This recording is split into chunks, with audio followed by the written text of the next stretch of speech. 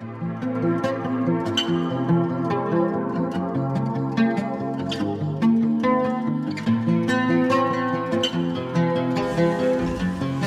да ви кажам, значи говоря за Александар Македонски, зашто е тоа така.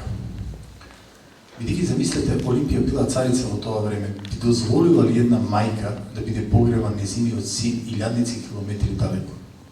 Но во тоа време живеел Касандар и негово дело било дадено правото овде да раководи со некои работи, кој имал омрза према Александар Македонски, према неговите роднини, према целиот негов ген. И Олимпија морала во најголема конспиративност да го донесе телото на Александар и да го погребе овде во Македонија.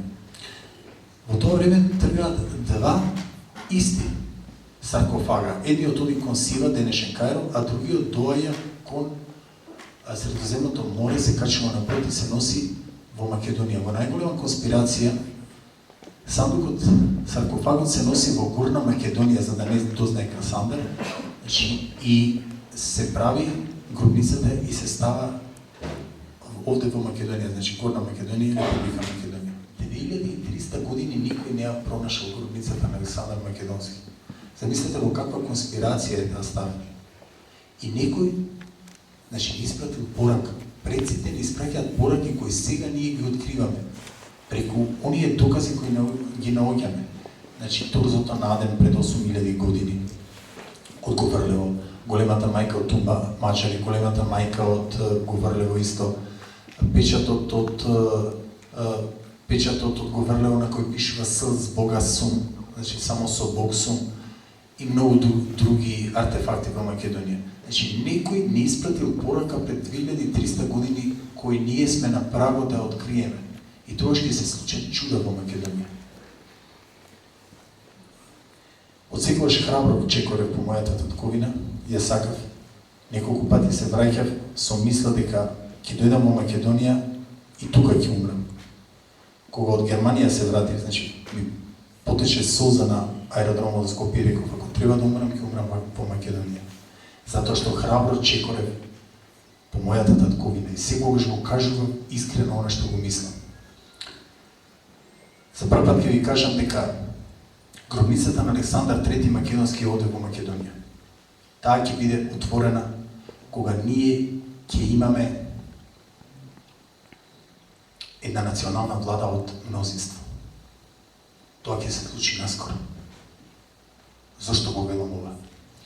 Значи, ако го откриеме сега гробницата, саркофагот ќе биде изнесен за да не направиме инцидент со Грција, ќе го земе Европа. А потоа ни реплика нема да добиеме од саркофагот. Многу добро смислено. Ќе се случат чуда кои ќе го променат светот. Во гробницата се наоѓа златната книга во која се сите докази дека Филип и Александар III Македонски се македонци и ништо друго. 338 година на 2 август пред раѓање на Исус Христос кај Херонеја, Александар и Филип ја победуваат светата чета на Тебанците и на Атина. Па кого убиваат таму, да ве прашам? Својот народ ли го убиваат таму? И токму и затоа еден американски историчар на насловна страна 92 година, кога грците го ставија ембаргото, им напиша: парадокс во светската историја. За прв пат еден народ го слави поред поробителот. Грците го слават Александар Македонски и Филип, луѓето кои ги убиваа нивните предци. Тоа е исто како кога евреите би го славеле Хитлер. И тоа ги спесна грците. Грците 91 година сака да направат инвазија кога ние се самостојуваме на Македонија.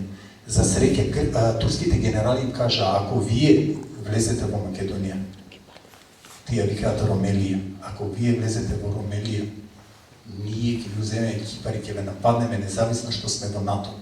Сега, дури сега како една голема тајна се открива, тоа го пишувам во едно од моите дела, веќе јавно се кажува. Значи, тогаш турците се заканија на грците и грците ги собраат турците и грците НАТО и им кажат: значи, морате да смирите топката. И тогаш таа одземена енергија на грците резултираше со ембаргото 92. Истото би се случило сега доколку немаме национална влада. Значи, ние мораме да знаеме што сакаме во животот. Мораме да знаеме дали ја сакаме Македонија, дали го сакаме нашиот народ. И дали сите се сакаме како македонци, браќа и сестри. Јас овде сите ви гледам како македонци, не ве двојам. Независно дали овде има и други етнички припадности. Сите сте исти, бидејќи секој, како што ви кажав, носи безсмртна душа. Да се допре душата на друго човечко суштество е како да се гази по света земја. Да направиме нешто убаво за нас самите, за следните поколенија, за нашите деца. Крајната цел на човечкиот живот е целосно психофизичко исполнување. Повозвишена цел од тоа е да се осмислува не само својот живот, туку и животот на својот народ, за оние кои ги сакаме, кои ги почитуваме. Зошто да не ви ги открием сите тајни кои ги имам сега? Вам, тоа е себична работа. Токму и затоа ги напишав моите дела. Секој може да го добие она што јас сум го добил. Значи, на сите полиња можеме да бидеме успешни. Она што го прави Дейвид Коперфилд. Значи, можете вие да го правите. На сите полиња. Всушност, секој од нас е Дейвид Коперфилд. Магиониша за својот живот. Кога вашиот живот ќе го смените, тогаш ќе се промени се во вашата околина. Се надевам дека ја свативте пораката. Мора да знаеме што сакаме во животот. Ако знаеме што сакаме, ќе го добиеме тоа. Во универзумот постојат ресурси за се што ќе посакаме. Не постојат ограничувања. Најпрво е најбитно да се сплотиме, да се засакаме како македонци. Затоа што 4 служби имаат толку голем раздор направено на овие простори со илјадници години, само да не разнебитат. Зошто ќе прашате? Бидејќи Македонија е најстарата и прва држава формирана во Европа. 814 година пред раѓањето на Исус Христос. Потоа е Рим, а потоа е Атина како град држава. Проверете. Ова се историски факти, не ги измислив јас. Потоа се сите други држави. Тоа е полката на Европа.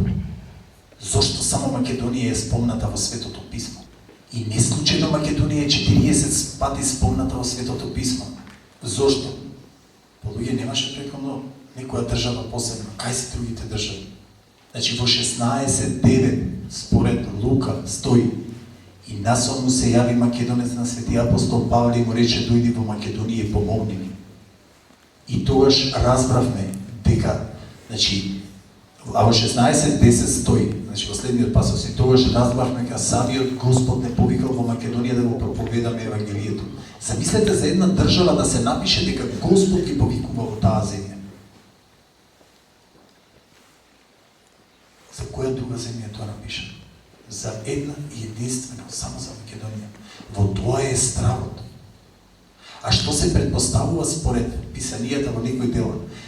Значи, предходно знаете, е умрен Александар Македонски. И она што го опишува Павле, вели, се појави убав македонец и го објаснува ликот на Александар Македонски. Значи, се појавува ликот на Александар Македонски, неговата душа, и му вели: дојди во Македонија и помогни ни.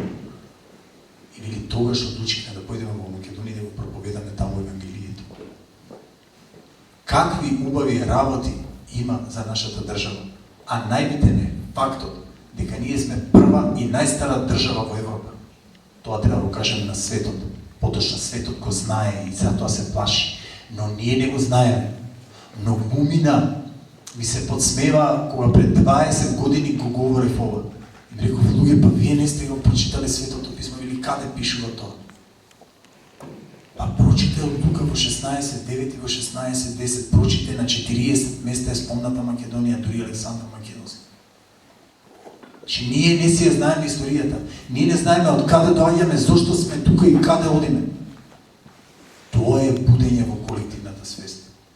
Мораме да знаеме што сакаме. Кога знаеме што сакаме, 50% од работата е завршена. И што останува после ова?